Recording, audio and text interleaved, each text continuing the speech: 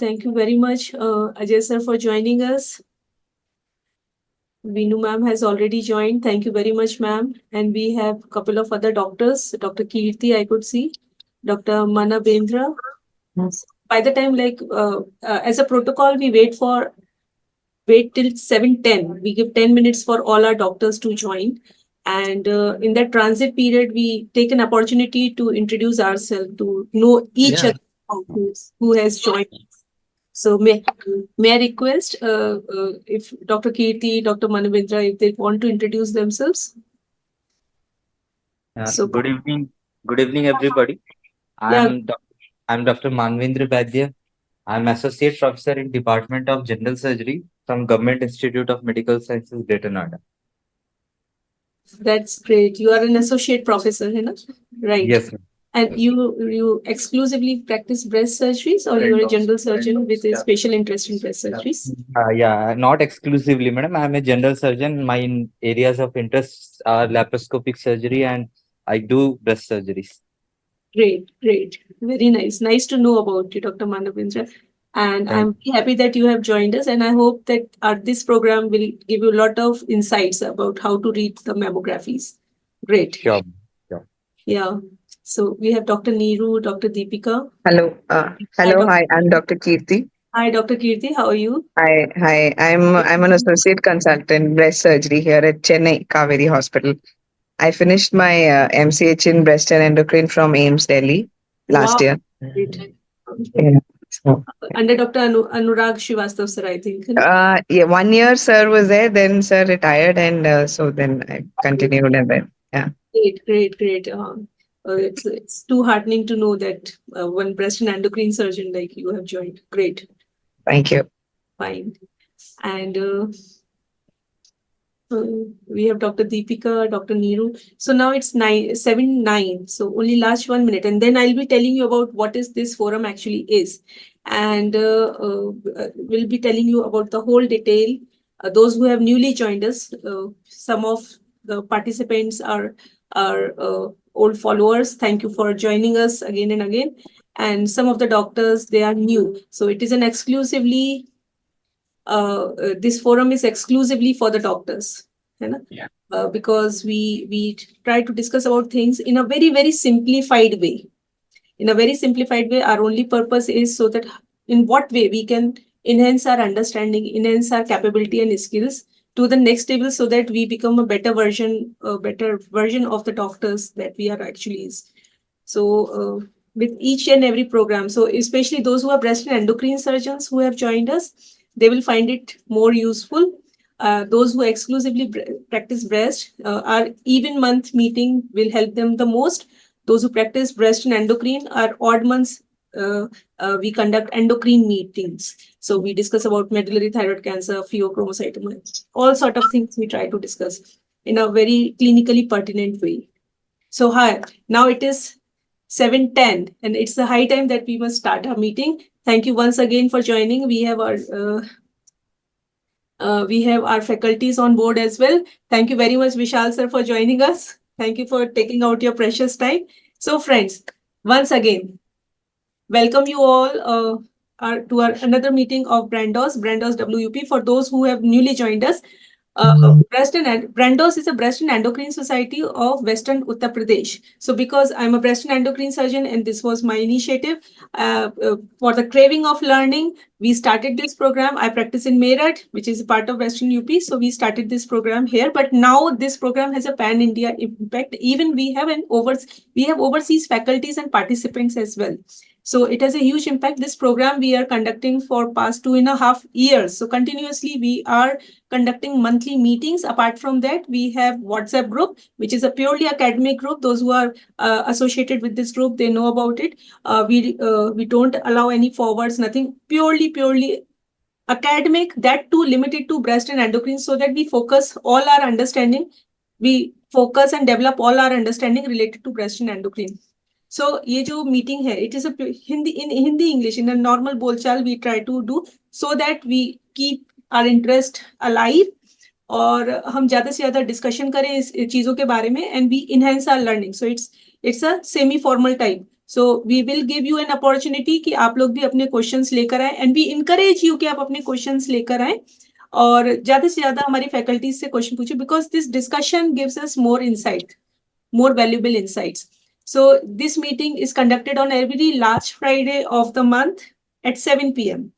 And we have different modules, one of which is that we take a case, we discuss about those cases in detail. With actual images, actual radiological images, histopathology, with the experts that discuss about all the images in detail. वो हमें समझाते हैं कि इसमें क्या दिख रहा है, कैसे दिख रहा है, so that we have an understanding in our mind कि अच्छा जो report हम पढ़ते हैं actually वो दिखती कैसी है. Also the surgeon, we show what the intraoperative findings and what are the post-operative findings, what are the post-operative result of those patients. तो जो pathologists हैं, radiologists, they also tend to understand कि the reports that they have given us, how those reports have impacted on the clinical management of the patient. So it is a multi-speciality program.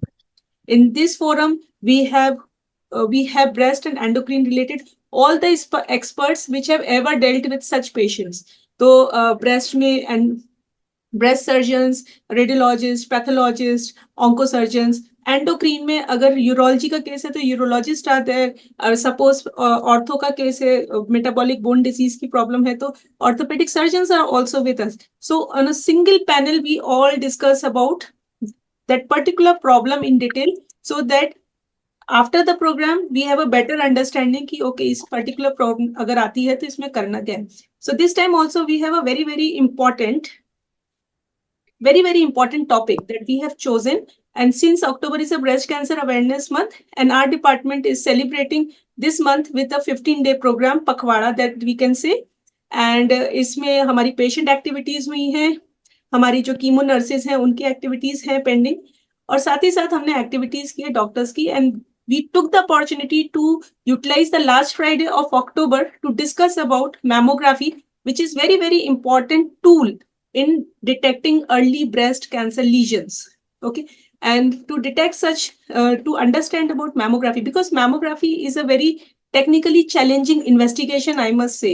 बहुत सारे centres नहीं है, बहुत ही limited doctors हैं जो कि report करते हैं mammographies. So it is something, so this is some investigation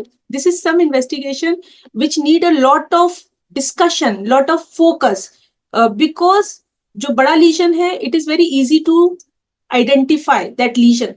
But what about the subtle lesions? As already I have discussed, I have conveyed in my videos that now we are creating more and more awareness about breast cancer. We are doing very good job. But when the patient, maybe asymptomatic, presents for mammography, screening mammography, and we detect subtle lesions, so are we prepared enough to identify those subtle lesions, whether we are dealing with a malignancy or not? The glitch lies here. Problem यहाँ पे शुरू होती है, because बड़ा lesion आसानी से detect होता है, but what about small lesions? And to detect those small lesions, it is very important that we know about the fundamentals of mammography.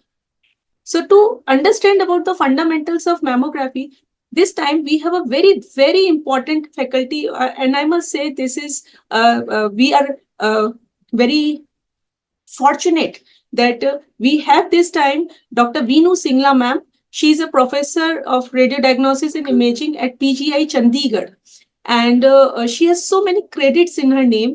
I must say, like she has an area, she has a very prominent or eminent faculty in radiology, especially for breast imaging and breast intervention. She has more than 88 publications, including original papers and book chapters, and she is in charge of fully equipped breast imaging facility at PGI Chandigarh. PGI Chandigarh नाम ही काफी है. It has its own name in medical fraternity. She is a member of professional bodies like IRIA, ESR, ISVIR, and all. And she is the Vice President of Breast Imaging Society of India.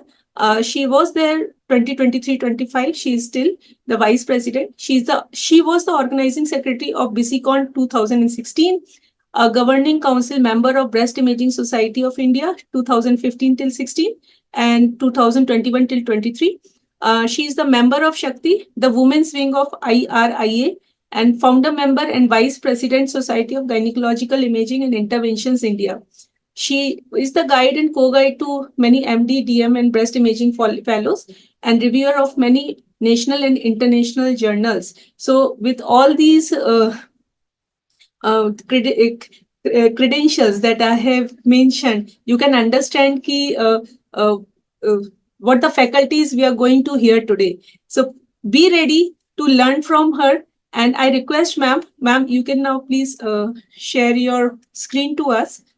Thank you. Thank you so much, Dr. Sudhi, for the kind words. I'm really honored to be part of this panel of surgeons because we are all a team, and with each other, we can actually find support and fight against this deadly problem of breast cancer that we face day in and out. So coming to fundamentals of mammography, which was the topic allotted to me. So I would like to take you through the fundamentals of mammography, when to do, what age to start, how to interpret, when to take another supplementary examination. So what is mammography? Mammography is a breast radiograph. And I have seen that many overlapping terms like sonomammogram, MR mammogram, these are being used. However, as we talk of precision medicine these days, we should talk of only terms which are approved internationally. So the international terms are mammography, ultrasound, and MR breast. And sonomammogram, MR, these are all misnomers. So we should standard our requisitions when we ask for these, saying these three terms: mammography, ultrasound breast, and MR breast. So this is how a mammography machine looks like. So it is just like an X-ray machine, but it has, a rotational capability to rotate. Nowadays, we have high-end machines which can rotate up to 360 degrees, and they can approach the breast even from the inferior side. So this is how we position these patients when we do our CC views. So CC view is the craniocaudal view. We all know that there are two main views to mammography: the craniocaudal view and the mediolateral oblique view. Now remember that mediolateral oblique view is an oblique view and is not a true orthogonal view. So while triangulating these masses or abnormalities on these two views, we have to take that obliquity into account and accordingly triangulate and biopsy these on ultrasound. So mammography is of mainly two types, that is screening and diagnostic mammography. Screening, we all know it involves the screening of asymptomatic women, while diagnostic involves when we see symptomatic women, usually 30 years and over, with suspicion of breast cancer. We also do diagnostic mammogram when we search for occult primary breast tumor and for post-treatment surveillance. Now, there are certain limitations, though mammography is the gold standard still after so many years of its inception. One is dense breast. Dense breast is a radiologist's nightmare. I hate when I see dense breast because even after a lot of juggling, I am unable to be confident about my report. So what do? I take the support of my other tools: ultrasound, tomosynthesis, contrast-enhanced mammography. So these are the things which help me to increase my sensitivity and specificity when I pick up any abnormality or when any abnormality or symptom is suspected in these breasts.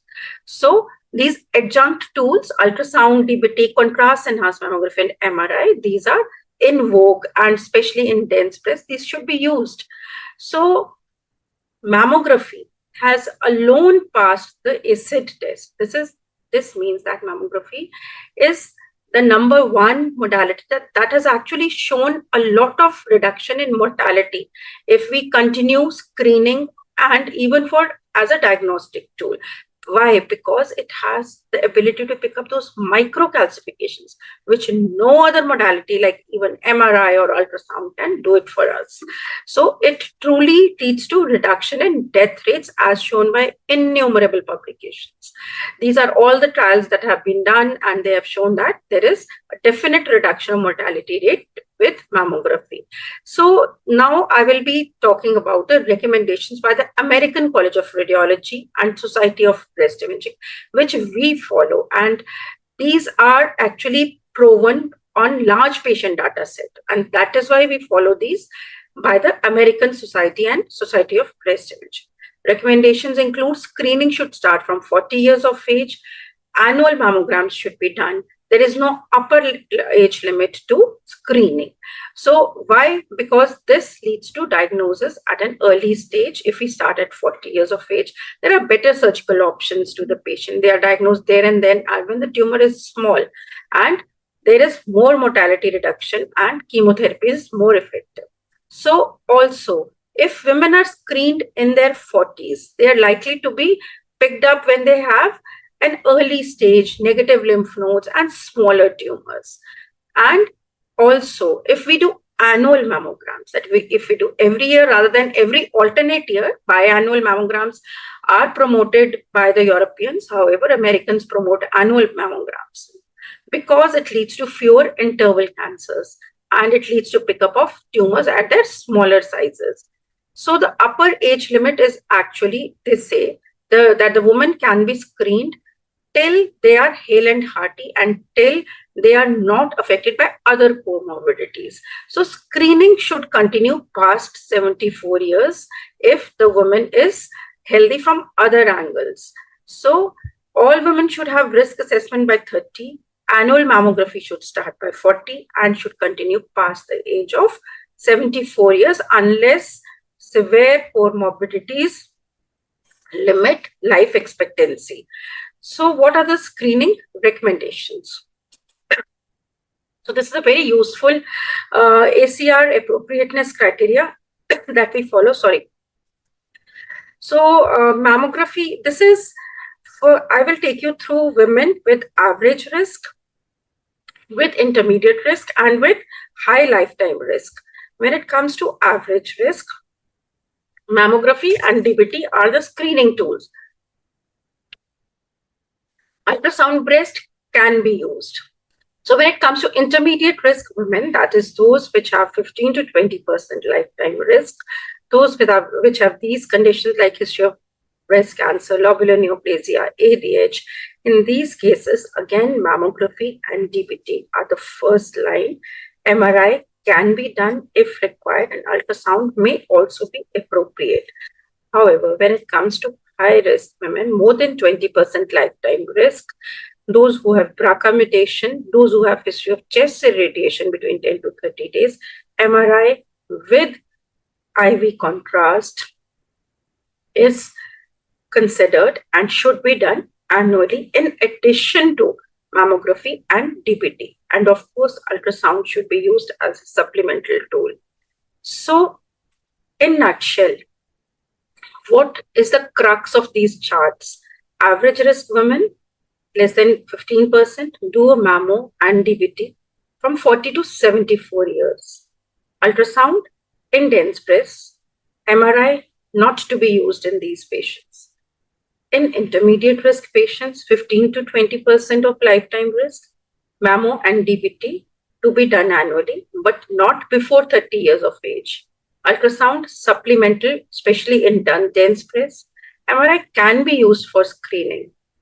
And in high-risk women, more than 20%, that is, these women, those who have inherited cancer predisposition, who have an affected relative, in these we begin with mammo and DBT and also do MRI because MRI is more sensitive than mammography, especially in picking up smaller masses in high-risk women.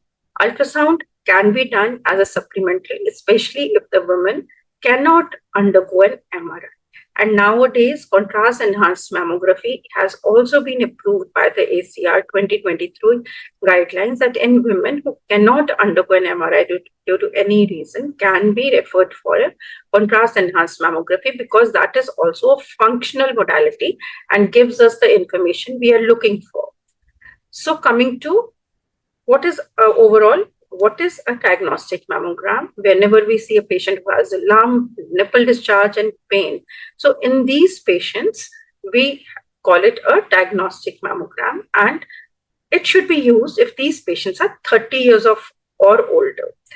And in 30 to 39 years age group, we advise clinical correlation, and cutoffs of 35 to 40 are purposed for the use of diagnostic mammogram. However, due to early onset of breast cancer, a cutoff 30 is appropriate. So even if the woman is only 31 or 32 but is having a symptom that is like a nipple discharge or a palpable lump or a uniporous discharge, then we can do mammo as a first tool. However, if the woman is coming only with vague nodularity or nostalgia, then do ultrasound first, because sometimes we see that the patient is only having fibrocystic disease, which is a cause of this nostalgia. So again, the decision varies on a case-to-case basis. So in less than 30 years, we do not indicate mammogram as the first investigation.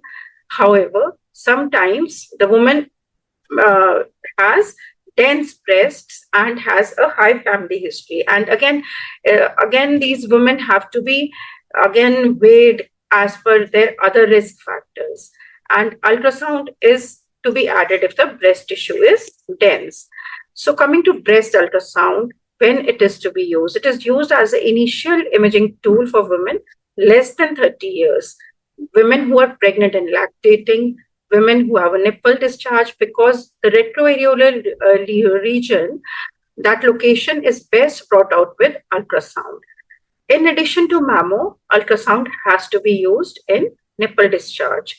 So persistent focal pain, wherein we are suspecting focal mastitis, fat necrosis, or an abscess, in these patients, we do ultrasound as the first modality. Why? Because we can see that heterogeneity, any collection, and aspirate it there and then under ultrasound guidance. So it is also used as an adjunct imaging modality, and ultrasound has to be done as a second look investigation after MRI. And ultrasound is our dear friend for doing ultrasound guided interventions, because they are easy, can be done by the bedside and on an OPD basis, do not require a larger, a wider setup or a patient preparation prior to doing these ultrasound guided interventions. So this is a flow chart of a woman who is women in various age groups. If they present with breast lump, if the woman is less than 30 years, then do an ultrasound, because many of these women will be having fibroadenomas or cysts. However, if there is a strong suspicion of breast cancer, or you see a suspicious finding on ultrasound, then do a mammogram as well. Now coming to this window of 30 to 40 years, wherein you can do an ultrasound or a mammogram or both on a case-to-case basis. You have to make this decision, wherein the patient comes to me with the requisition. I see what the clinician is feeling, what the patient is complaining of. Is she having a family history? How long the complaints are there? What is the color of the discharge? Is it a unilateral discharge or is it a bilateral discharge? How old is her previous child? Is she having fever? Is she having tenderness in the breast? And then I see if I actually need to do a mammogram or to do an ultrasound, wherein I will then take a call depending on all these factors. And in patients more than 40 years, whenever they come, I usually begin with a mammogram as the first modality, as a gate opener, because mammogram will not only help screen the patient, but also I will add an adjunct ultrasound if needed after doing the mammogram and give my patient a comprehensive diagnosis. So after doing mammograms, let us see how do we approach these mammograms. So to approach these mammograms, first and foremost, we see the parenchymal density. ACR-A is a breast which is entirely fatty or predominantly fatty. ACR-B is a breast with scattered fibroglandular tissue. C is heterogeneously dense, and D is extremely dense. So after we are done with the background parenchymal density, we then come to the abnormality, the nipple areola complex, and also evaluate the axilla, and finally give a Bairad's assessment. So here is an example of the varying parenchymal densities, ACR A, B, C, D, and we see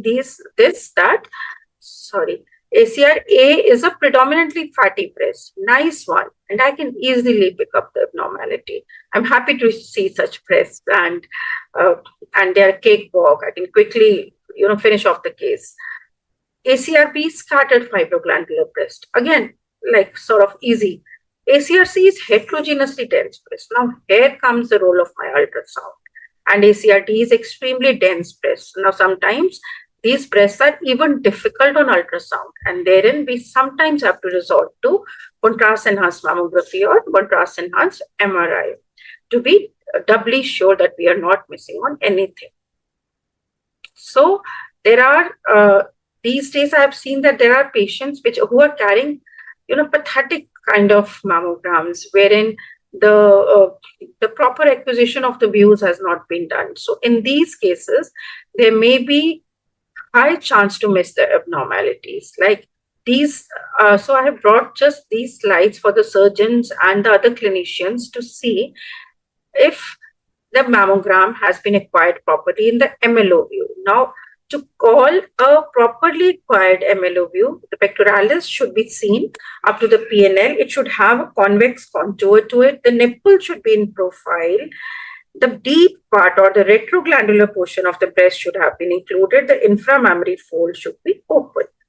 Okay, so all these means that I'm not missing on any part of the breast. Why? Because if my technologist has not pulled the posterior part, there may be a mass lying here. And I may be missing it. There may be mass lying here. And again, I may be missing it. So the pulling and positioning is very important. So what is an optimal CC view? Again, the lateral tissue should have been included. The nipple should be in profile, retromemory tissue should be seen, and the PNL measurement on CC view. PNL is the posterior nipple line. A nipple line we draw posteriorly from the nipple to the edge of the film or to the posterior chest wall. Now, there is this 1 centimeter rule for this posterior nipple line. That is, the CC measurement of PNL should be within 1 centimeter of PNL measurement on the MLO view. So if this is 6 centimeters, then my MLO view PNL should not be more than 7 centimeters. So if this is 8 and the CC is only 6, that means my CC is missing full 1 centimeter of tissue, and I need to be alert or maybe get another CC view done by my technologist. So now let us see a few case examples, and that will make it more interesting.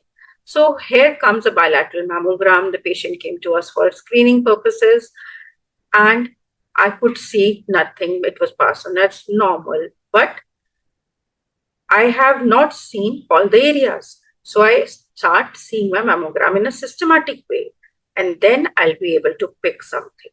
And the moment I see it systematically, go from anterior to posterior, begin from the nipple, then the anterior fat, then the fibroglandular parenchyma, the retroglandular fat, and last but not the least, I compare both the breasts side by side, and here what it is. There is an irregular mass in the lower breast. So now I know that there is an abnormality in the MLO view. Then I try to see on the CC view. When I see on the CC view, again, I see both the lateral side are fine, the retroareolar tissue is fine, and there is this tissue which is different from the left side. So I try and correlate this, and it is lying at the same depth from the nipple. So there is this irregular mass here, which if I see it carefully, I pick up by systematically reading the mammogram and not just reading it at a glance. So whenever you are reading mammograms, they should be put back to back like I have put. Both the MLOs should be put like this, facing each other. Why? Because breasts are mirror imaging of one another. So whatever I see here should be seen here. Whatever texture I see here, the same fibroglandular layout should be seen on the opposite breast. And here when I see there is a difference in the right breast, there is something extra. Same case here, there is some asymmetric density or maybe a speculated mass. lying in the right breast. So that is how a back-to-back placement of both the views helps. And this is a procedure we follow, and this is called the hanging protocol of mammogram, wherein the films, if put in the same systematic manner every time, enhances the performance of the radiologist.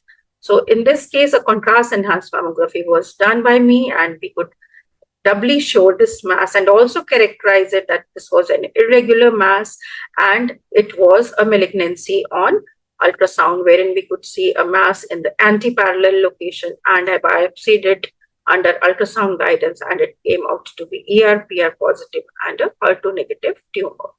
So here come some very good teaching points. Whenever you look at a mammogram, remember that there are some blind areas to the breast, like in the case example I had shown. So what are these blind areas? The retroglandular fat on the MLO view, the lower triangle on the MLO view.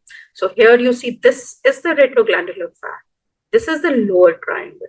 So masses in these areas should be picked up carefully, and we should be vigilant whenever we are studying mammogram for these areas. Then comes the retroglandular fat on the CC view. There should be nothing in the retroglandular fat either on the CC view or on the MLO. When any extra density or tissue should alert for further investigation, like a spot compression view or an ultrasound. And similarly, the medial or inner triangle on the CC view, this is also another blind spot. So basically, there are 5 blind spots, both the retroglandular areas, the lower triangle on MLO view, the medial or inner triangle on the CC view, and the retroareolar region. So the retroglandular fat is called the no man's land on the CC view, because there should be nothing, nothing should be there, no tissue should be there. This should be constituted only and only by fat, like in both of these breasts. Similarly, this retroglandular fat that is there on the MLO view in the prepectoral location is referred to as the Milky Way, because they say that this is just like a black sky, and if you see anything white that pops out like the Milky Galaxy, then it should alert you that yes, this side has something extra as compared to the opposite side. So we should be aware of these blind spots whenever we are looking at mammograms, because sometimes you as surgeons may be looking at these mammograms wherein the patient may be carrying only a film and sometimes not a report coming from a private center or some charitable hospital. So I don't know who is drawing here, Dr. AI. There are some lines being drawn, please. So this is an example of a no man's land wherein we can see a cancer posteriorly in the CC view, and this is an example of a cancer in the Milky Way. The entire thing is black, but this is popping out like a galaxy star. So yeah, please remove these lines. Thank you. So this is another patient. So the first patient was interesting. That patient taught us the blind spots and the Milky Way, the no man's land, and we learned to look at these with more attention. Now, in this, can anybody pick up an abnormality? At a glance, may seem difficult. However, if I go systematically, I always read my mammograms from anterior to posterior. I see first the nipple retroareolar complex, the skin line, and then I see my anterior glandular fat, then I the glandular parenchyma, then the this fat glandular interface, then the retroglandular fat in same order. So if I look here carefully, then I see that there is some speculated mass in the CC view, seen better on the CC view. So I see it on the MLO view also. If I carefully see it, it's a tiny mass, not that tiny that I should actually not report it. So I am again careful. And what do I do next? I see it immediately on my DBT slices, and here it pops up with lovely speculated margins, and again a cancer for sure. Now, even if we do not have a DBT, we can do a retroareolar ultrasound, we can do a spot compression view and still pick up this irregular mass, which is definitely a BI-RADS 5 cancer. And there are these calcific foci also within this irregular mass. So we can do a spot compression view. So an important concept that we've learned from these case examples that I've shown is that we should develop a standard search pattern. Whatever we do in anything, like you might be following some standard patterns in your surgery. Similarly, in mammogram, I also follow the nipple and areolar complex, then the retroareolar region, anterior and posterior fat glandular interface, the retroglandular fat, the lower and the inner triangles, the axilla. Do not ever, leave the axilla, the lower axillary tail and the edges of the film, something hiding just near the inframammary fold. Today only I saw a patient with a mass just at the parasternal location and mammogram normal. And when I then talked to the patient, then I saw that she's pointing just near the sternum. And then I did a cleavage view and brought it into picture and then measured it, did a target ultrasound and gave a comprehensive report. So this is the way to go. So again, another cancer that is again our teacher. All my patients are my teachers. This is what I believe. They teach me something or the other. Very difficult to pick up again in this heterogeneously dense breast. However, if we follow that again systematic search pattern, I see my nipple and areola are normal. My interior, this fat is normal. This fat glandular interface is normal. This again fibroglandular parenchyma is normal. And when I go to my posterior fat glandular interface, lo and behold, I see this addition here, pretty much dense than the other place. So I again am on my alert. Are both breasts normal? Is there abnormality in only one breast or both the breasts? And I alert myself to again find the same abnormality on the other view, and I see again a small cancer popping out from the MLO view again along the posterior fat glandular interface. So this was again confirmed, and this patient, they again taught us to pay attention to the densest spot and also to the fat glandular interface on the mammogram. And these are the tomo slices. We can see how they are scrolling 1 millimeter apart, and this cancer is popping out so well on tomo. See the video playing of my hand. That is it. And then I did a target ultrasound, and here it was an irregular small cancer. I did the biopsy under ultrasound guidance, and it was a high-grade TCIS with comedonecrosis with foci of microinvasion. So the take-home points till now are proper positioning of the patient, looking for blind spots, develop a consistent search pattern, look at the fat glandular interface, and always pay attention to the densest spot on the mammogram. Another important concept that I'm going to tell you now after these take-home points is that this patient came to me with a palpable mass in her right breast, and we can all see this mass nicely seen in 2024. And when I went to her 2023 films, I saw that there was this focal asymmetry in 2023 as well, and some radiologists from outside and some private center had missed this because she was on a regular follow-up. In 2022, it was not there. So whenever you see something which is different when you compare from the previous mammograms, it should be alert yourself. And another concept is that whenever you have to compare with previous year's mammograms, the current year is placed in the center, and all the old films are placed side by side, the MLO with the MLO and CC with the CC. So that makes my comparison easy. So CC, I see with this CC. So there is a definite significant increase in the size of the abnormality. Similarly, MLO, this has to be compared with the MLO only. So that is the way to go. And this is the hanging protocol for comparing current films with the previous year's mammograms. So now we come to the abnormalities. There are very easy to remember only 4 kinds of main abnormalities on mammogram: mass, calcifications, architectural distortions, and asymmetries. Now coming to mass, we need to see whether the mass I'm seeing is round, oval, irregular, I have to see at the margins of the mass, whether they're irregular or spiculated, and I will be taking you through these descriptors of shape, margin, density, and associated findings in the subsequent slides.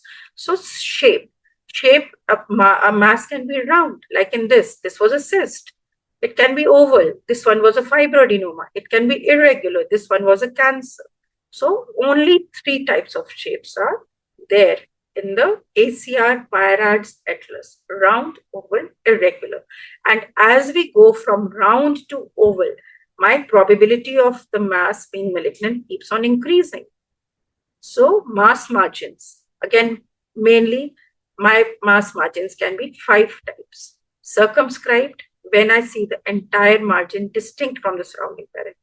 Obscured, there is something obscuring, usually the fibroglandular parenchyma is obscuring some mass. Microlobulated, when you see that it is like a cookie biscuit, a Monaco biscuit cut like this. And indistinct, wherein again you cannot make a margin of the mass when it is merging with that of the adjacent fibroglandular parenchyma. It's spiculated, speaks for itself, wherein we see thin lines radiating from the mass. So 5 types of margins and 3 types of shapes of the mass. Then we see the density. For the density of the mass, we compare it with the adjacent fibroglandular parenchyma. The mass can be high density, like in this example. It may be isodense or of equal density to the fibroglandular parenchyma, or it may be of low density when it has these fat containing areas. This was a large hamartoma in this patient with obvious fat containing areas. So this was a fibroadenolipoma, lipomatous component and fibroadenomatous component to this mass. So coming to the second abnormality, that is calcifications, we have to look for the morphology, number, and distribution. So coming to morphology, there are these types which are definitely benign, like skin calcifications, vascular, round calcifications, popcorn, rod-like calcifications of plasma cell mastitis, and dystrophic calcifications, especially in patients with breast conservation surgeries that we see these days. Okay, so these are obvious benign calcifications, and the moment we see them, like I know it is a Bairad's 2 kind of a calcification, and I just reported in my description above, and that's it. However, whenever I see pleomorphic, like in this example, pleomorphic means different morphology. The word speaks its meaning. Different morphology means different size, different shape, different density. The 3 things are different, so it is a pleomorphic calcification. Very suspicious for malignancy. Then fine linear or fine linear branching, again suspicious. Amorphous and coarse heterogeneous, again point us towards malignancy. So these are the calcifications found in malignancies, and apart from the morphology, the distribution also have to be told. As in this patient, in this, like it may be regional when they are scattered in a large volume of more than 2 centimeters of breast tissue, grouped when there are 5 or more calcifications within 1 to 2 centimeters of breast, linear when they are arrayed in a line suggestive of deposition along the ducts, segmental when they are in a triangular or wedge shape with apex pointing towards the nipple. So these are the calcifications that I'm worried about.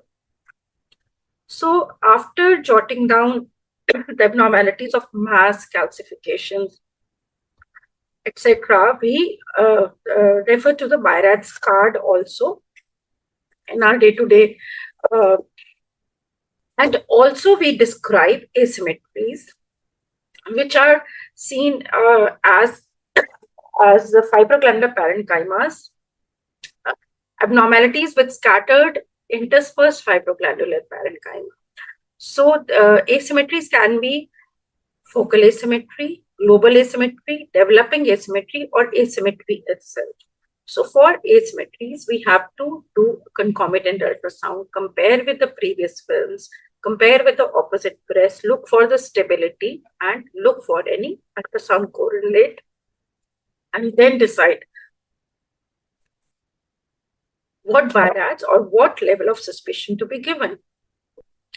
And then the fourth type of abnormality, the last type of abnormality is architectural distortion, which is there in carcinomas due to desmoplasia and may also be seen as postoperative scarring. Thereafter, we give this BIRADS, which tells me the likelihood of malignancy.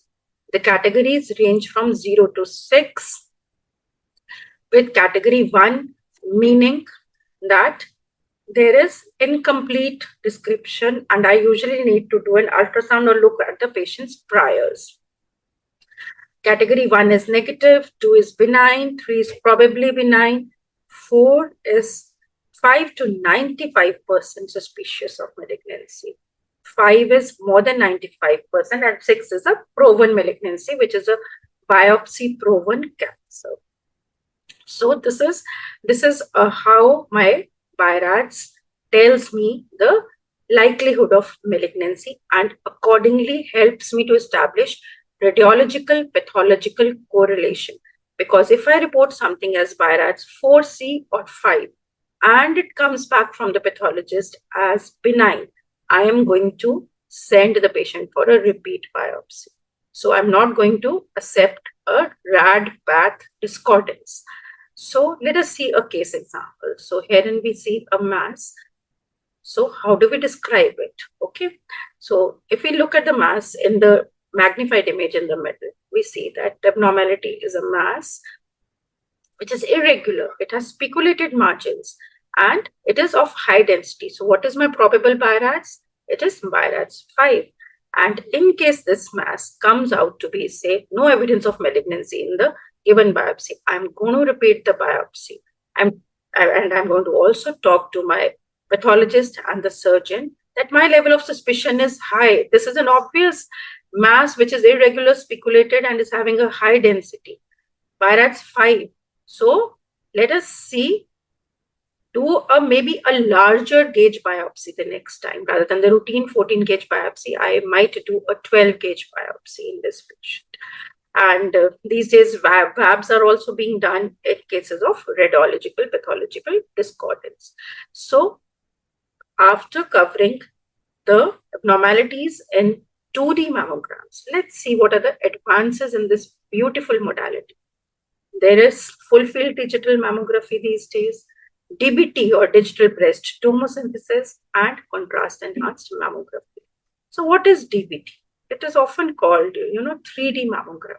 So in this, why is it called a 3D mammogram? Because the X-ray tube moves like this across an arc. And look at this X-ray tube.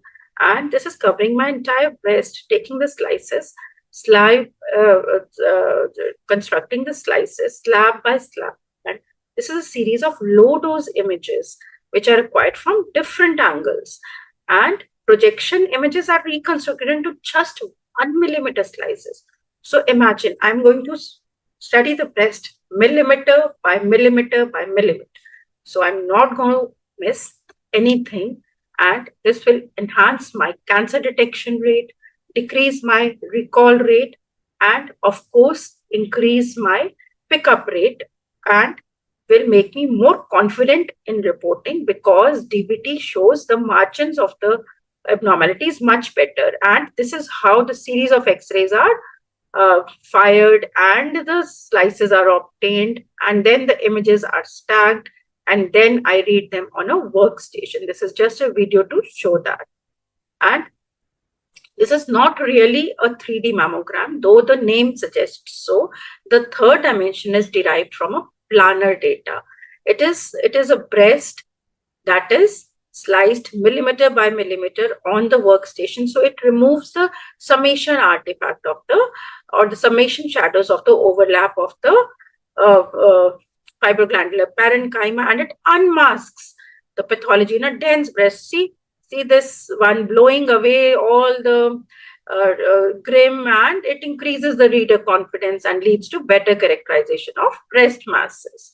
So as we see that this image on the left is a conventional mammogram, and the ones on the right are 1 millimeter apart slices. We can see that there is a cancer that I've marked with an arrow, on the conventional mammogram, which, sometimes the beginner may find it difficult to be so confident. However, the moment you see this 1 millimeter slice, yes, there is a white star. White star means there is this cancer with these spicules, this. And I see the next slice, this center is white. That means there is some density, some mass lying there in all of these. And it gives me the margins, the spicules so well. And I know it is nothing but a BI-RADS 5 mass. And the chances of reporting it are high. And this is how it unmasks the abnormality from the surrounding fibroglandular parenchyma. Here is another example. This is a mass seen in a dense breast, and on DBT we see that this is so well brought out, and on ultrasound it is again then targeted and biopsied, and it came out to be IDC. So this is another patient that I saw recently, wherein I could see that that the mass was not picked up on your routine 2D images. However, 3D brought it out so better in this. Just look at the margins, irregular margins with speculations at places, definite BI-RADS 5 lesion, unmasked by digital breast tomosynthesis, because it gives you the information right in the plane of the abnormality or the mass. So here is this abnormality that was masked on the 2D, but unveiled on the 3D images. So the addition of DBT increases the cancer detection rate and also leads to accurate diagnosis and efficient diagnostic workups. So what are the problems, however, with DBT? One is the cost. The machine costs a lot more to us. Second is marginal increase in radiation dose. Third, it has massive storage requirements. And my system fills up with memory. The memory fills up very soon if I do tomosynthesis. So there are some advances in tomosynthesis also, like synthesized mammogram and tomo-guided biopsy. Synthesized mammogram is in vogue these days. So to reduce the radiation dose, wherein synthesized mammograms are constructed from the 1 millimeter slices of the tomosynthesis. And this has similar performance to digital mammograms. So this reduces the dose to my patients. So synthetic mammograms are shown to perform as well as your routine full field digital mammograms. So tomosynthesis guided biopsy, of course, many premier institutes are having for abnormalities detected and amenable only to biopsy under tomosynthesis, wherein the abnormality sometimes is not brought out on ultrasound. So another advance, after discussing DBT, I will be just telling you 3-4 slides about contrast enhanced mammography, which is a functional modality to mammograms these days, wherein you get subtracted images just like you get in MR. And I love this modality personally because it gives me both morphological and functional information in one go. And I've done a lot of work on contrast enhanced mammography at my institute, and I find it very user friendly, very patient friendly, radiologist friendly. The physicians love it because it's easy to read. Gives you only 4 views like mammogram. However, MRI gives you so many views that you're lost. This is T1, this is T2, this is diffusion, this is dynamic post-contrast, this is abbreviated nowadays. Ultra-fast MR is also coming up. For us, it is easy because it is a part of our 3 years course, and after that 3 years of senior residency course. But contrast enhanced mammograms give you only easy 4 films. You can quickly zero down. Any additional lesions are picked up in this so beautifully. Contralateral breast is studied. And this is the main thing, is that the same equipment like your mammogram can be used for doing contrast enhanced mammography by certain upgrades, like changing the filter to copper filter and causing leading to some software upgrade, which the company vendors do it for us. So we take the patient's consent, check the RFTs, and then obtain an IV access. And then we inject iodinated contrast. The same contrast that we use for our contrast enhanced CTs is used for contrast enhanced mammography also. And the 4-view standard mammograms are acquired. That's the system generates the low energy and high energy images are taken by the system when you do it in the contrast enhanced mode, and the subtraction images are generated as shown in this example. Look at this first image. This is a routine mammogram. The center one is a high energy image, and this is the subtracted beautiful image showing me only this carcinoma. And I can be very confident, nothing else, no other satellite is there. And I can tell my clinician that there is a unifocal carcinoma of so much size, and it is enhancing, it is irregular in margin, so it is likely going to be malignant. There and then I'm going to tell. So it definitely helps in local staging of tumor, as I've told, helps in picking up multifocal, multicentric masses, contralateral masses, and also acts as a problem-solving tool. And also the beauty is that in this investigation, microcalcifications can be studied there in the same sitting, whereas in MRI, microcalcifications again have to be studied on mammograms, which again have to be acquired after MRI. Despite the patient having spent so much of money on MRI, you again tell the patient to shell out money for mammogram, which sometimes, you feel like the patient might feel that मैं तो इतना महंगा MR कराया, फिर भी आप ये करा रहे हो, so kinds. But still, microcalcifications cannot be picked on MRI, only and only to be seen on mammograms. So that is it. So my contrast enhanced mammogram is a quicker and cheaper MRI, which uses my same mammography equipment. It has a shorter learning curve. It can be done within 10 minutes, whereas my MRI, my patient has to lie prone for 30 minutes. MRIs have to be scheduled. There are long waiting times, and even in private centers.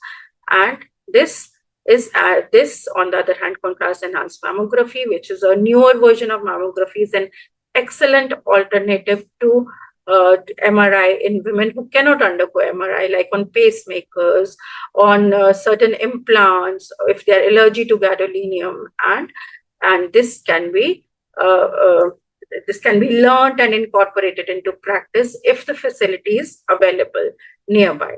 Okay, so this is an example again that I did a week back, again an irregular mass, and herein I can see that the irregular mass is enhancing on my subtracted images, and also another satellite nodule is being picked up as marked by the yellow arrow. So another example showing contrast enhanced mammography for preoperative assessment, wherein I can see that in addition to this irregular enhancing mass, there are these satellite nodules here, and this non-mass area extending anteriorly towards the nipple. So I can tell my surgeon that yes, this is the true extent of the pathology. I can bracket lesions to include bracket these abnormalities using my hook wires for the surgeon, and I can do then surface marking to incorporate these small satellite nodules which otherwise would have been missed. So for Paget's disease, again, sometimes your mammogram is normal and ultrasound is also normal. So then you have to resort to MRI. So if the patient is not affording or unable to lie prone for long periods, contrast enhanced mammography is of immense help. Like in this patient, we could pick up this non-mass area, and this was extensive DCIS in this patient of Paget's disease. And in dense breasts, it acts as a problem solver. So wherein in dense breast, we all struggle to find what is there hiding beneath this fibroglandular parenchyma. So what contrast does, it subtracts this fibroglandular parenchyma, brings only the abnormalities to my front. So I can see this abnormality, and I can be sure that yes, there is only one abnormality or there is some additional abnormality, and what is the nature of the abnormality depending on its pattern of enhancement. So as we are towards the fag end of this presentation, I would also like to take you through Breast Imaging Society India guidelines, which I have formulated with the help of my dedicated breast imaging colleagues from our nation. So breast imaging guidelines are divided into two recommendations, that is screening recommendations and diagnostic recommendations. For screening, in our patient population, still we recommend that 40 years is the recommended age for starting mammography. Because in our country, unfortunately, there is no population-based screening system, and we have to still resort to opportunistic screening, and we leave no stone unturned to screen a woman the moment she comes for other complaints, like it may be diabetes, it may be just pain abdomen. So our surgeons are so primed and all that from all nooks and corners of the hospital, they keep on telling me to do opportunistic screening for these women. So we've tied up with these physicians and other surgeons, and so the opportunistic screening is the way to go in our country. And now coming to diagnostic mammograms. So in the presence of any symptoms like a lump, nipple discharge that requires investigation, mammography is used in women 30 years or more. It can be used. So if my woman is asymptomatic, I use it 40 years and above. If my woman is having any symptoms like pain, lump, or discharge, I can use it above 30. So I think I've cleared that age problem that many of you might be having. So now coming to one very big crunch, that given the early onset of breast cancer in India, nowadays we are picking up so many cancers in women in 35, even 23 years of age. Now there are guidelines which are even saying that a lower cutoff age of 30 years can also be appropriate in women having higher, especially higher risk for breast cancer, and if they're having symptoms. So that is the way to go. So conclusion is that mammography is an established technique for breast imaging, both for screening and diagnostic purposes. In dense breasts, we have to opt for other modalities like tomosynthesis, contrast mammography, ultrasound, and MRI. And usually mammogram is done with standard 2 views, with or without tomosynthesis. CC views and MLO views. Additional views, sometimes like the rolled views, the extended CC lateral views, or cleavage views may also be needed on a case basis, wherein we need to decide. Tomosynthesis is the term used for 3D mammography, and tomosynthesis is the preferred term because it is the correct term. It not being 3D in the true sense. And if we follow a stepwise approach, we will not be missing pickups on mammograms. Like I've told you, to go from anterior to posterior and then describe your masses, calcifications, asymmetries, and architectural distortions. Then try to discern if the mass is irregular, or it is round, or it is circumscribed, and so on and so forth. And then formulate a BI-RADS final category assessment. And however, the future seems much more exciting for this modality. With AI popping in, we expect even more and more cancer detection rate, reducing the reading time by the radiologists and helping the surgeons, on the PACS only, maybe you get some AI answers. And therapy selection especially appears to be very exciting. So let's see what the future has in store for us. So in this pink month, October, I would conclude my presentation by saying that though mammography might date back to 1930s, so many years have gone, but it has definitely stood the test of time and is still our gold standard, our modality to pick up those ductal carcinomas in situ. So let us not throw away this modality. This good aging wine should be kept in our armamentarium to fight the battle against breast cancer. So thank you very much for a very patient attention. So promote mammography. That is my slogan for this awareness month, October. Yeah, thank you very much, ma'am. It was really a very insightful and wonderful presentation. So many clinical points that we have learned today, and we started getting the compliments now only from all our from all our participants. Thank you very much. So before we go on further, I would like to first welcome Dr. Vishal Saxena, sir. I think he is still with us. Sir, are you here? Okay, so Dr. Vishal Saxena sir was one of our guest faculty, and he is the secretary of Meerut Oncological Society and the ASI Meerut chapter. And I think due to some technical issues, sir has left for a while. Thank you very much, sir, for joining. Ma'am, so many questions that we have received and based on our clinical practice, and I request all the participants, they can also write their questions in the chat box, and at time we will certainly let you also to talk to the ma'am directly to get your answers. So ma'am, अभी मैं कुछ questions आपसे समझना चाहूंगी. First of all, बहुत सारी चीजें आपने हमारी क्लियर की.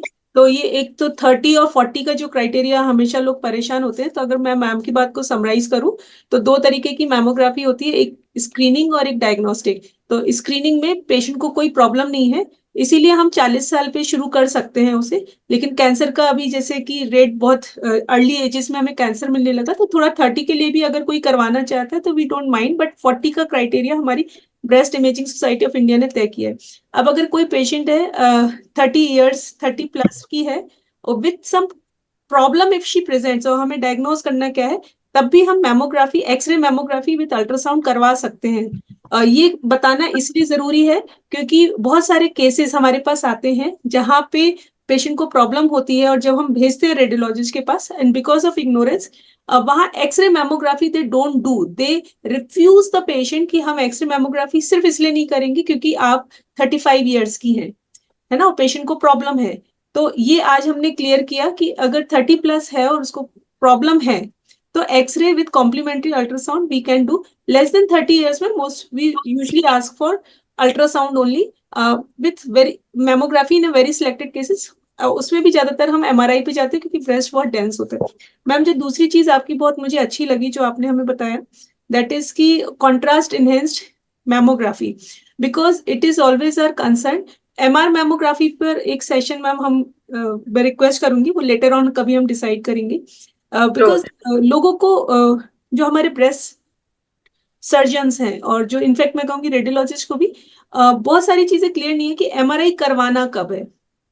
तो उसमें, और वो it is a costly investigation, not every patient is affordable to get this. तो ये जो कॉन्ट्रास्ट इनहेंस्ड मैमोग्राफी का ऑप्शन दिया है, I think it is very very pertinent, specially for majority of the centres. For low resource countries like India, Yes, definitely. then my patient has to pay much less than MRI. Much less, and it And is the waiting time is less. It expedites the investigation time, the diagnosis time that is lost while doing MRI. So, Yes, so ma'am. आप ठीक कह रहे हैं. Yeah, please continue. Now, ma'am, my first question is, what is your take? Suppose a patient is pregnant and we are suspecting a suspicious lesion. Which investigation would you like to advise?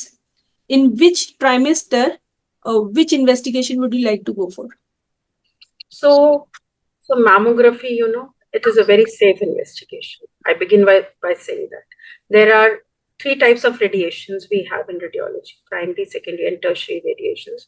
Mammography is a very focused investigation of the breast, wherein you do not have scatter radiations around it. So the amount of radiation reaching the uterus in any trimester is no or negligible.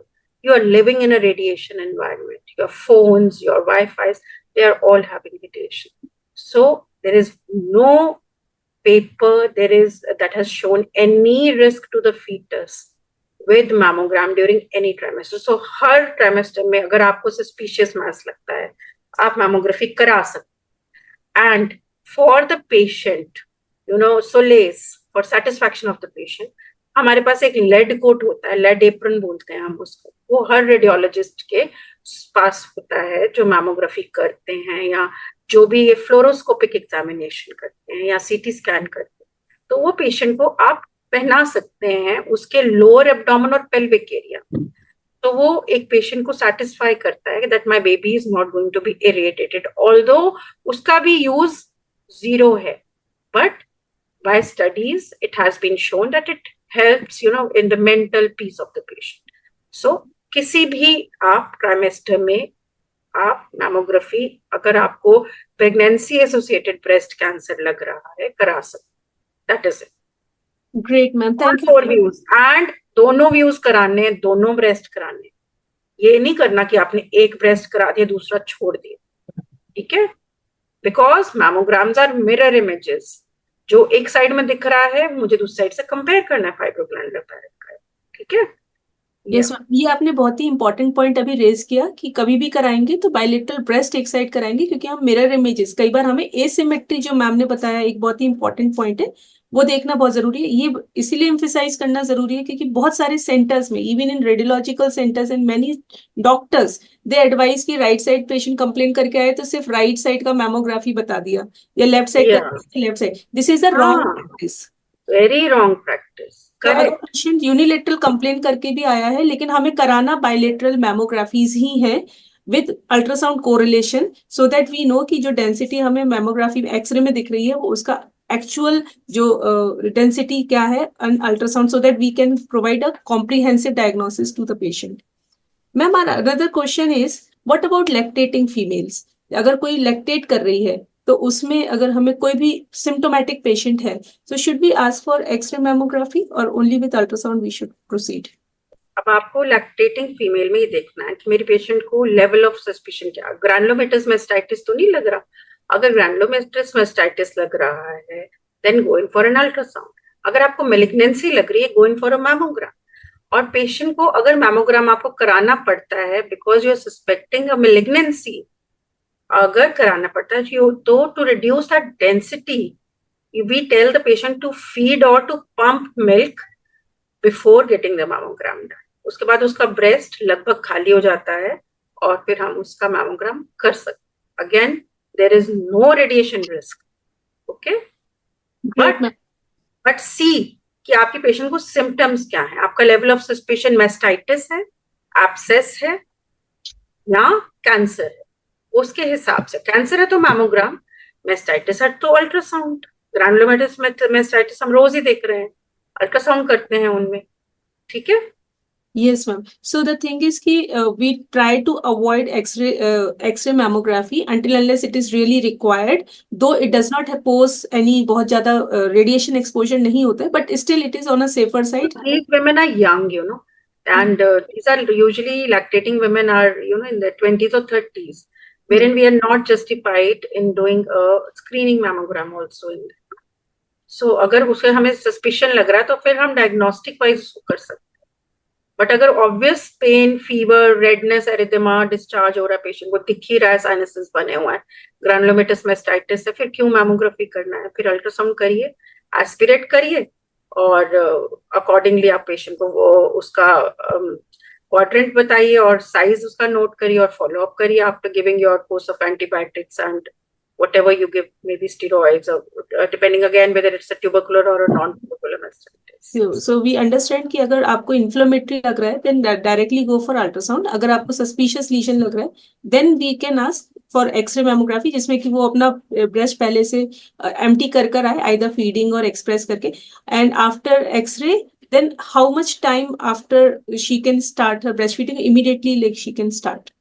Yeah, Immediately. There's no restriction. Right, ma'am, thank you very much ma'am. अच्छा ma'am, एक आपने बताया asymmetrical density का बताया था। Ma'am, asymmetrical density एक बहुत ही प्रेवलेंट और कॉमन प्रॉब्लम है, at least in my setting it is a very common problem because we see mirror, we see the both, compare both right and left side, but I think but we see quite asymmetry. So as a breast surgeon I understand कि इसमें कुछ problem है, this patient requires close follow up. इसके लिए हम जब ultrasound करते हैं, and I closely discuss this with my radiologist, तो हमें अल्ट्रासाउंड में कोई एबनॉर्मलिटी नहीं दिखती है। तो व्हाट डू यू थिंक कि क्या ये हम we are not able to pick those lesions, और it is also very frequent कि there is a focal fibroadenosis और कुछ है प्रॉब्लम, इसीलिए इतनी एसिमेट्री है? And how should Very we correct. proceed with such patients? Very correct. So if you find a correlate on ultrasound and an explanation for the focal asymmetry on ultrasound, so then again you give your BI-RADS according to the level of suspicion. कई बार focal asymmetry क्यों होती है? एक छोटा सा fibroadenoma ही पड़ा होता है वहाँ फाइब्रोग्लैंडुलर पैरेन्काइमा के अंदर, जो कि मर्ज कर रहा है और आपको एक साइड में ज्यादा एसिमेट्री दिखती है दूसरे ब्रेस्ट की जगह, ठीक है? तो फिर आपका क्या जाएगा उसमें BI-RADS? बेनाइन 2 BI-RADS, ठीक है? लेकिन किसी किसी में क्या होता है कि आपको वहां पे डायलेटेड डक्ट्स ही मिल गए फोकली, डायलेटेड डक्ट्स मिल गए जिन्होंने फोकल एसिमेट्री कर ली। अगेन फिर आपने देखा डक्ट्स कैसे हैं, डक्ट्स की वॉल थिक है या नहीं, डक्ट्स के अंदर कंटेंट्स हैं, वास्कुलैरिटी कैसी है वहां पे। Again your level of suspicion will go accordingly, BI-RADS 2 और BI-RADS 4। फिर कई बार क्या होता है कि आपने वो फोकल एरिया का किया तो आपने देखा कि वहां पे सिर्फ प्रोमिनेंट TDLUs है, तो वो फोकल फाइब्रोडिनोसिस होगा। फिर छोटे छोटे सिस्ट पड़े होते हैं फोकल एसिमेट्री के एरिया में ऑन अल्ट्रासाउंड, तो वो फाइब्रोसिस्टिक डिजीज होगा। और ऐसे मेरे को देखना है कि मेरे को अल्ट्रासाउंड कोरिलेट में क्या मिल रहा है। अगर किसी पेशेंट में मुझे अल्ट्रासाउंड कोरिलेट नहीं मिलता है, मुझे सिस्ट नहीं मिल रहे, डक्ट्स नहीं मिल रहे, फाइब्रोडिनोमा नहीं मिला, कैंसर भी नहीं मिला, उसका कुछ नहीं मिला मुझे for that focal asymmetry, then I give it a BI-RADS 3. Then I don't have cysts to call it BI-RADS 2. I don't have a fibroadenoma to call it BI-RADS 2. I don't have anything. Then I give it 3. बीच का देती हूँ, फिर देना है as per guidelines, as per American College of Radiology guidelines. If you do not get an ultrasound correlate for a focal asymmetry, call it BI-RADS 3. Call the patient again after 6 months. Do a mammogram. Look for the stability of the focal asymmetry. And if the focal asymmetry is stable, you keep on following up the patient every 6 months for 2 years for this BI-RADS 3 focal asymmetry. That is it. और अगर आपकी इन 2 साल के बीच में focal asymmetry grow कर गई तो उसको आपने अपग्रेड करके BI-RADS 4 करना है और फिर उसको आपने बायोप्सी करना है। अगर वो स्टेबल है तो फिर 2 साल के बाद आप उसको डाउनग्रेड करके फिर BI-RADS 2 कर सकते हो फ्रॉम BI-RADS 3। समझ आई? ऐसे है। Yeah. So it is a very interesting topic. It is a very interesting and a very precise way to go about with this. Yes, ma'am. And so how frequently should we ask for repeat imaging? And should we ask for X-ray mammography again, or with ultrasound should we follow, ma'am? Such cases. So such cases that are given BI-RADS 3, usually we request for a repeat imaging after 6 months. Okay. अगर focal asymmetry है तो memo plus ultrasound की request भेजेंगे 6 months के बाद। अगर suppose mastitis है तो मेरे को एंटीबायोटिक के कोर्स के बाद भी पेशेंट को देखना है, सो मे बी मैं उसको 6 to 8 weeks के बाद फॉलो अप करूंगी with only ultrasound, so mammography नहीं करूंगी। सो Yes, ma'am. Ma'am, we have received one question from Dr. Reshma Salelkar, and she's asking for what is your take on eye breast examination, ma'am? आजकल ये बहुत चल रहा है I breast. I breast examination मैं 10-15 साल पहले भी देखा। It is a useless, not reliable, no published data. I will not at all advocate.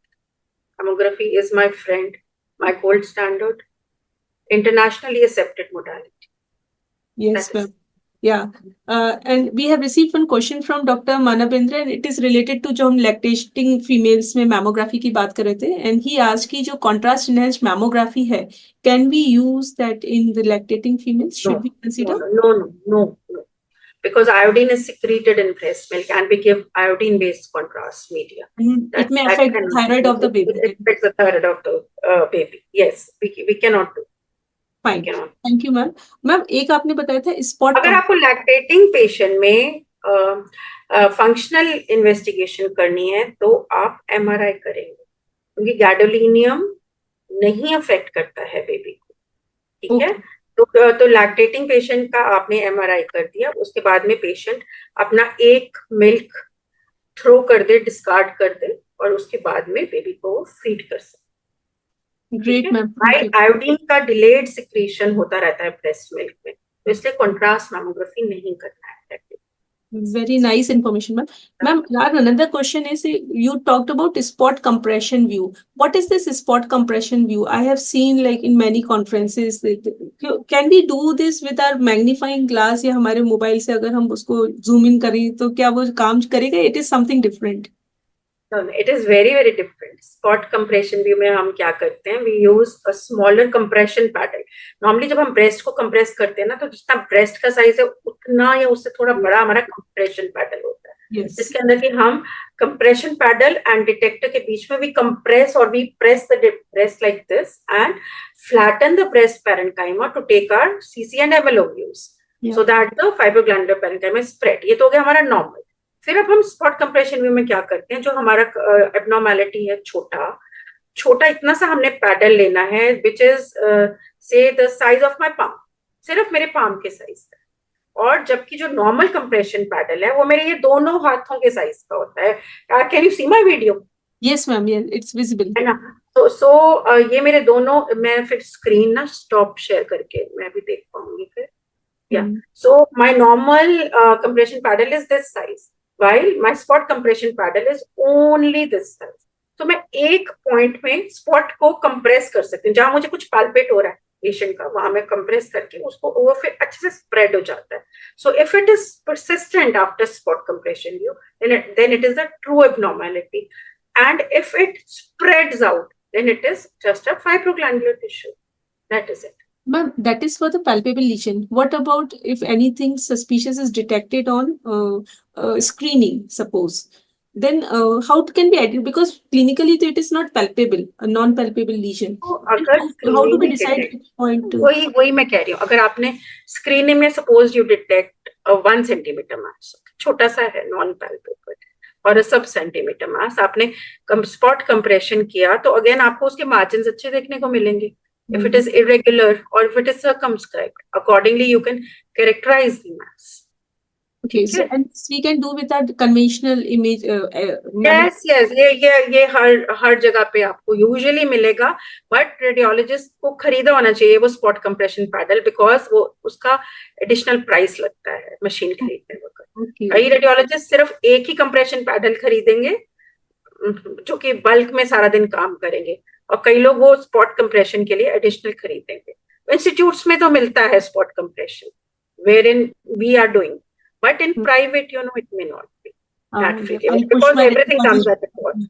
Yeah, everything comes at a cost. At a cost. So Yes, ma'am, one very Radiologist. important question is, many a times our radiologists say कि अच्छा हमें mammography X-ray में we are finding some suspicious lesion, we also see, but on ultrasound we are not able to detect those stellate lesion, those irregular patterns. So how can we biopsy those lesions? Like, should we go for X-ray directed? Because I haven't seen like X-ray directed procedure. I need more assistance for this. So is there any? now we do it mammography guided. Suppose there are usually these are architectural distortions, Yeah, which are seen on mammography, but sometimes not seen on ultrasound. And we do stereotactic guided biopsies, vacuum assisted biopsies in these patients, or tomo guided vacuum assisted biopsies. I do it here in PGI. Okay. And again, these are very expensive equipments. And in private, there will be very high-end centers only which will be affording these. Institutes may, again, good premier institutes will be having these facilities, because VAB itself is so much expensive, and tomo guided, these softwares are very, very expensive for tomo guided and stereotactic guided. So Yeah. suppose if the When you have to do a mammo guided procedure, जो कि जिसको कि आप x ray guided कह रही हैं, और उसके लिए जो आर्मामेंटेरियम हमारे को पूरा उसमें चाहिए सिस्टम में, वो यूजुअली आपको किसी जगह पे टर्शरी केयर लेवल पे रेफरल करने पे मिलेगा. But yes, you should be prepared to do that. You should be Yes. prepared to do that, because your patient still has to just go and take a biopsy and then can come back to you for the treatment. Yeah. What do you suggest? Suppose a patient is not able to, like if we refer, even patient is not able to go and insist for the same. So as a breast surgeon, what do you suggest? Should we closely follow, or should we identify the lesion based on these two views? कि इस area में है, at least we do a wide excision of that area. At least the patient's nice. problem is saved. Footwear डाल दूंगी मैं on my routine mammogram, on my alphanumeric plate. सबसे सस्ता सौदा कि मैं फुटवायर डाल दूंगी वहाँ, और आपको वो एरिया, आपको पता है कि मेरा 1 सेंटीमीटर एब्नॉर्मैलिटी है या मेरा 2.5 सेंटीमीटर, आप उतना एरिया निकाल दीजिए. Okay. Very easy. That most of the trained breast radiologists will be able to do it for you on the routine system. It is an easy trick.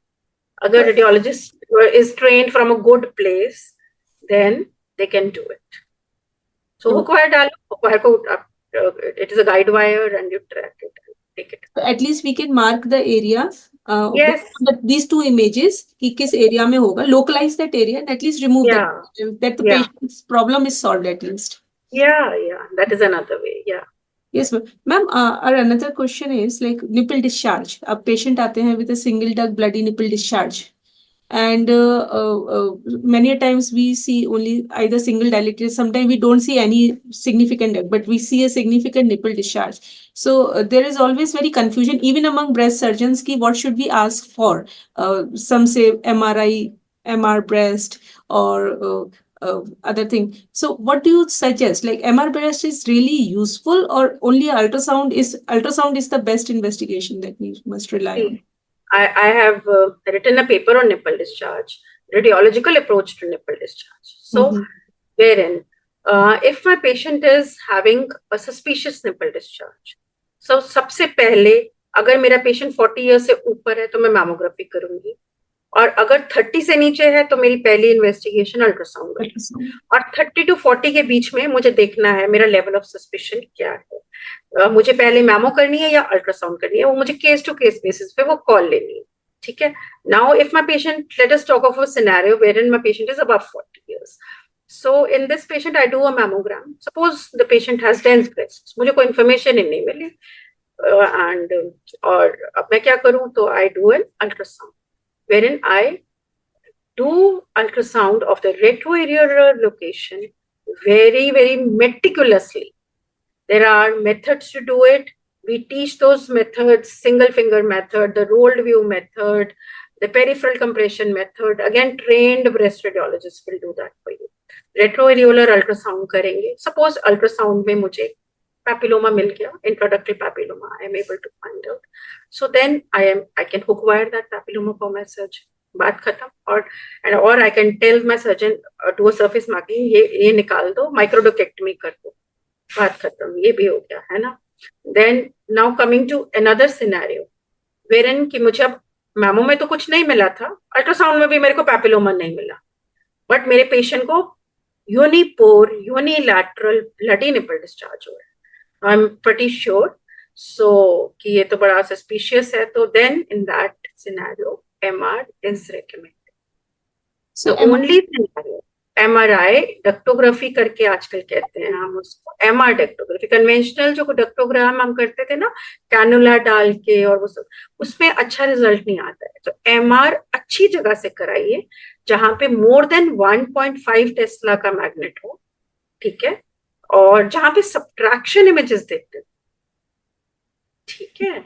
सो जहां पे ट्रेन्ड ब्रेस्ट रेडियोलॉजिस्ट हो, तो MR will, these are the ways to. Great, ma'am. So we received one question from Dr. Adarsh Raghavan, and he's asking ki MR breast and axilla staging. How useful is it to help plan axillary management in early breast cancer if sentinel lymph node biopsy is unavailable? So suppose sentinel lymph node biopsy अगर उनके centre पे नहीं है, तो आप बताइए. Help करेगी. ये तो हम तक उनकी नोट्स बता के भेज देते हैं ना. ये तो आप बताइए डॉक्टर साहब, इसका तो है ना. इसमें तो अभी लो एक्सिलरी सैम्पलिंग का बहुत ही अच्छा रोल है डॉक्टर आदर्श. तो यू कैन बिकॉज ना in MRI there are always grey zone. कुछ ऐसे भी लीजन्स होंगे जो एकदम पिकअप हो जाएंगे, कुछ ऐसे लीजन होंगे जो अपरेंटली बिनाइन होंगे, but there could be some microscopic deposits. So anyhow we need some sort of sampling. So we can not leave axilla in a early breast cancer even. So it is always on a safer side that you do low axillary sampling at least. And it is Tata के बहुत अच्छे इसमें papers भी हैं, उनके results and they every time quote about it. So I think it will help you to get your answer, है ना. Fine.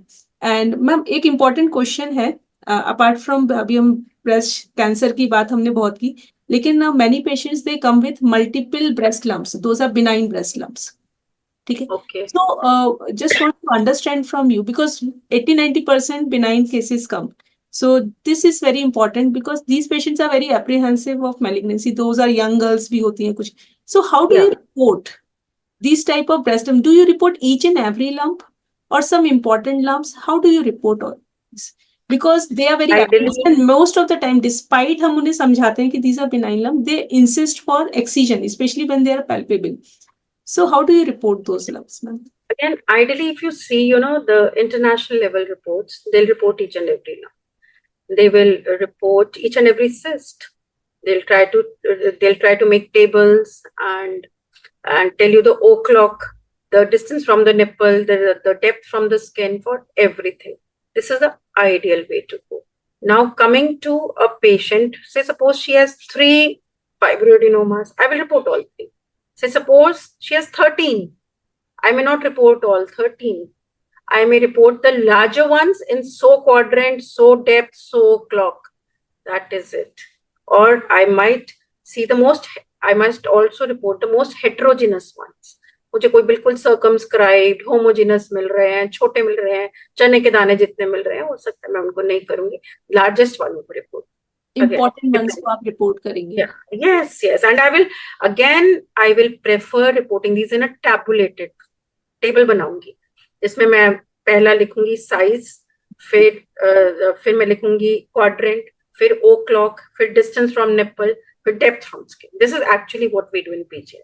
So हम वो टेबल बना के राइट ब्रेस्ट का अलग देते हैं, लेफ्ट का अलग देते हैं. So अगली बारी पेशेंट आता है, उसी से कंपेयर करना बहुत इजी रहता है. And that is the way it should. Yeah. And though this question may seem bit childish, लेकिन important है कि जब आप देते हैं तो I suppose कि आप 3 dimension देते होंगे, length, breadth and height. तो उसका सीक्वेंस आपका क्या रहता है? क्योंकि ये बड़ी दिक्कत होती है, कोई पहले हाइट लिखेगा, ब्रेथ लिखेगा, तो ये क्या कंफ्यूजन होता है कि कौन सा डायमेंशन में ग्रोथ आया है, कौन सा डायमेंशन अभी. आइडियली जब आप कोई भी चीज को रिपोर्ट करते हैं तो उसके ब्रैकेट में आपको ये लिखना होता है, CC into TR, है ना, into whatever, हाँ, into AP, CC into, है ना, तो आपको वो उसमें पता बताना चाहिए कि मेरा ट्रांसवर्स into एंटीरियर पोस्टीरियर और या मेरा ये कोरोनल, ये this is the ideal way. और सबसे पहला डायमेंशन यूजुअली जो तीनों में से लॉन्गेस्ट होता है ना, वो कोई भी हो सकता है. वो लीजन मेरा साइड बाय साइड भी बड़ा हो सकता है, आप क्रेनियोकॉर्डियली भी बड़ा. तो मुझे सबसे पहले सबसे बड़ा डायमेंशन देना है, फिर बीच का देना है और सबसे फिर छोटा देना है. This is the way a radiologist is taught to report in her training. और ब्रैकेट में फिर उसको ये देना होता है ये कौन सा डायमेंशन है, ये CC है या एक मेरा एक्सियल है या ये मेरा क्रेनियोकॉर्ड है. इसको हम length into breadth into height बोलते हैं. सो ये आप इसको ब्रैकेट में देना जरूरी है. अगर आपको रेडियोलॉजिस्ट ये नहीं इंफॉर्मेशन दे रहा, आप उनको रिक्वेस्ट कर सकते हैं कि प्लीज आप ये लिख दीजिए, और अगली बारी जब पेशेंट आएगा तो हम इसको अकॉर्डिंगली सिस्टमैटिकली फॉलो करें according to these. It is a very very important. So हमारे साथ जितने रेडियोलॉजिस्ट हैं, आई रिक्वेस्ट कि आप लोग भी कुछ अपने इंस्टीट्यूट का प्रोटोकॉल डेवलप कर सकते हैं, and so that every time you report in the same pattern, तो फिर सभी को ये पता लगेगा. All the surgeons who are with us right now, they can insist their radiologist also to make some protocol so that there is a uniform reporting and so that we don't miss out anything. And ma'am, we really had a wonderful evening together. We all learned, and I am receiving so many compliments, ma'am. And we received one request कि आज का जो video है, आज का जो presentation है, it must be uploaded on YouTube. We already received requests from our participants. So as promised, as always, we have recorded this very very interesting and informative webinar today, and it will soon be uploaded on YouTube, and the link will be shared soon. And I hope आप लोगों को भी ये programme बहुत पसंद आया होगा, बहुत अच्छा लगा होगा.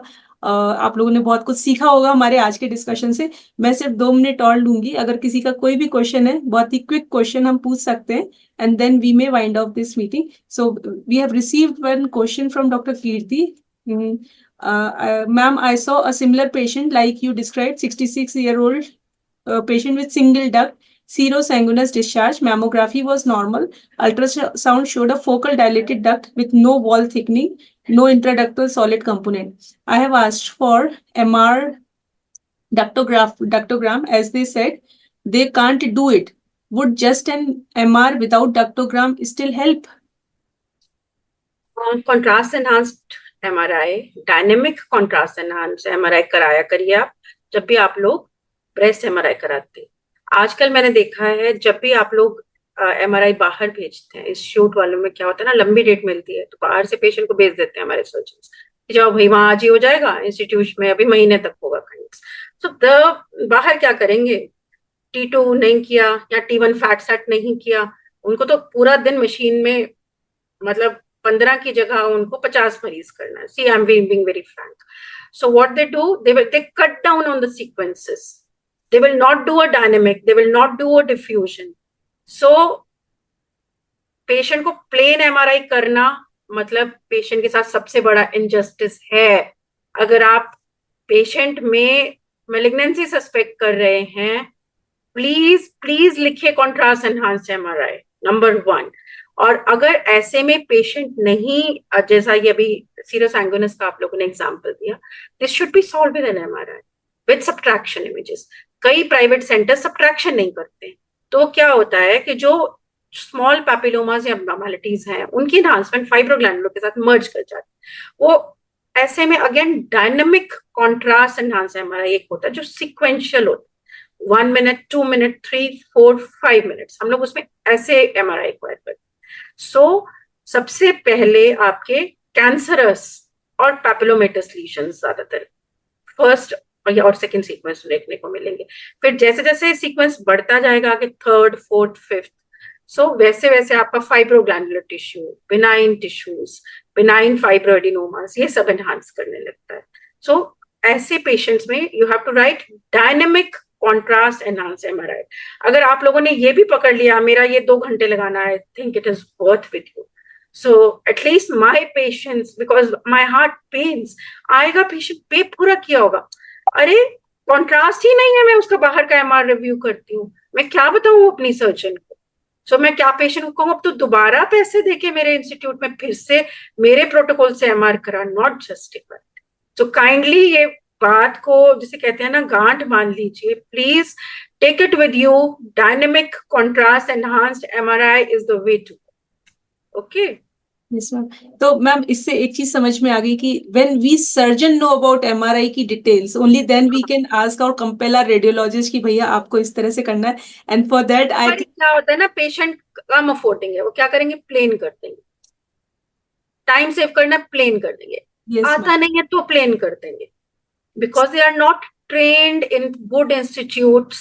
So बहुत सारे शेड्स हैं जो बीच में हम लोगों को कवर Yes. करने हैं इंडिया में, हमारी कंट्री में। Yes ma'am. एंड इसको मैं अगर सरल भाषा में कहूँ तो ये MR इलिटरेसी है, विच इज पेशेंट में तो है ही Very है, और nice. मेरे ख्याल से ब्रेस्ट सर्जन्स के अंदर भी इस MR इलिटरेसी है।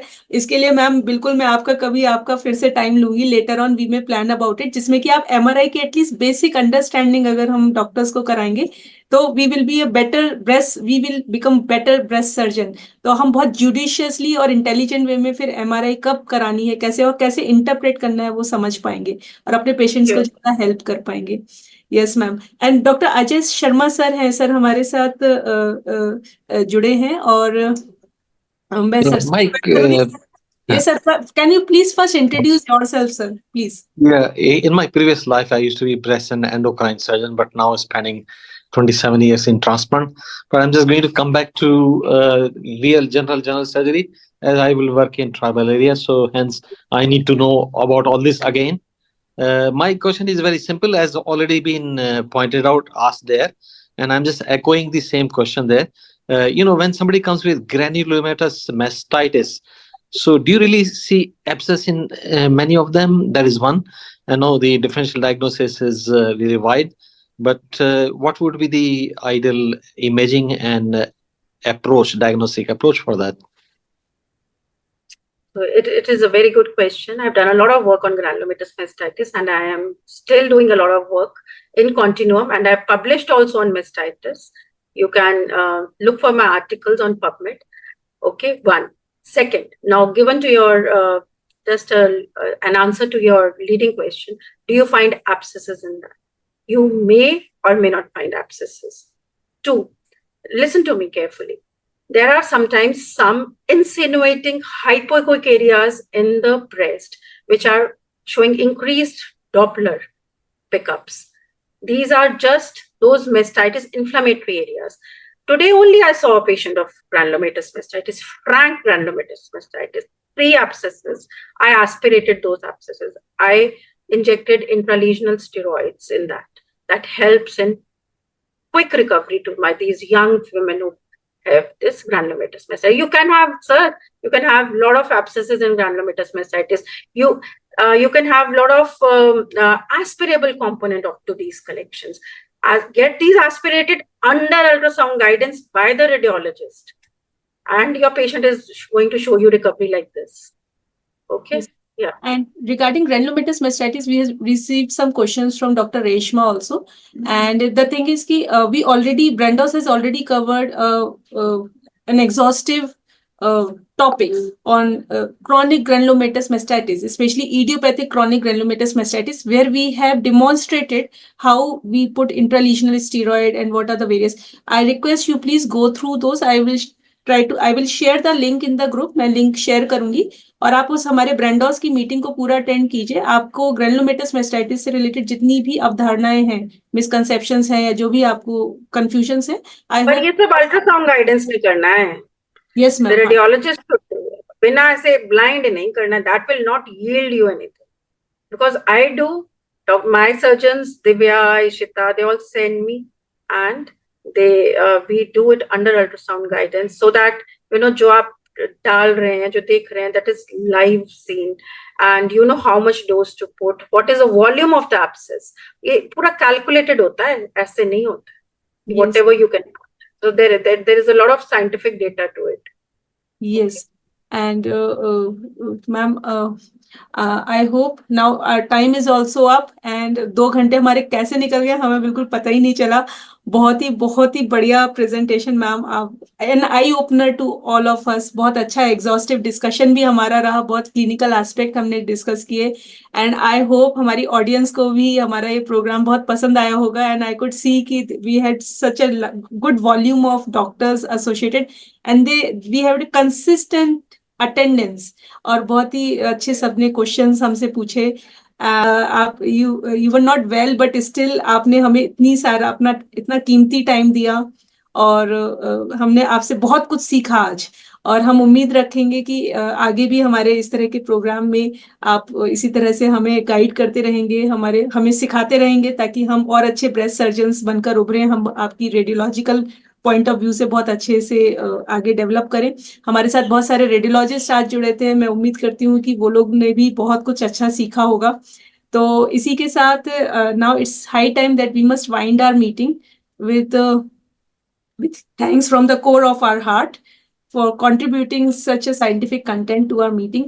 And as promised, this meeting will be recorded. So please don't worry. Anyone who has left the meeting in between, they can revisit this meeting anytime. It is an academic program, so it is always good that we share good information each and every time.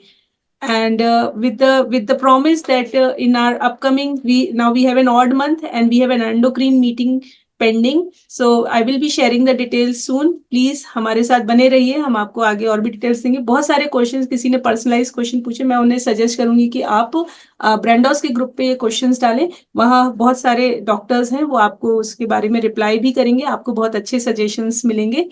And with this ma'am, आप 2 शब्द हमारे ब्रांडोस के लिए कहना चाहेंगे? Yeah, it was my privilege to be part of this elite community of surgeons, and I always believe in teamwork, because I feel that our patients benefit with our mutual understandings, and whenever we are together, we see the best outcomes, and that is the way to grow. That is the way our country, that is a poor country wherein we don't have screening programs or even diagnostic protocols in place. हम लोग in meeting से ही उनको बना सकते हैं. At least we all grow. Thank you very much for having me. And ma'am, few meetings you were telling कि regarding ma'am is a very good trainer. तो ये ultrasound guided procedures और ये सब का रहता है. Ma'am, would you like to share your meeting details here, or? I will eventually, whenever there is an upcoming meeting, I'll give it to you and you can share it subsequently. And in December, there is a very important meeting of breast and endocrine surgery conducted by Dr. Divya Dahiya ma'am, and from Chandigarh PGI. And it's going to be an eye-opener for those who are interested to attend that meeting. I will share the details in the Brandos group. Please do attend that meeting. वहाँ पे ma'am से भी मुलाकात होगी, Veenu Singh ma'am से भी, Singla ma'am से भी मुलाकात होगी, और मैम के बहुत सारे वर्कशॉप्स या कुछ चलते हैं जिसमें कि वो गाइडेड प्रोसीजर्स के लिए गाइड करती हैं. For that, you can contact her. And with this, now I wind off this meeting. Thank you very much for all the faculties, all the participants for being with us tonight. And I request everyone now they can leave the meeting. And we are now closing the meeting with a special thanks, Veenu ma'am. Thank you, ma'am. Thank you so much. Thank you. Thank you, Ajay sir.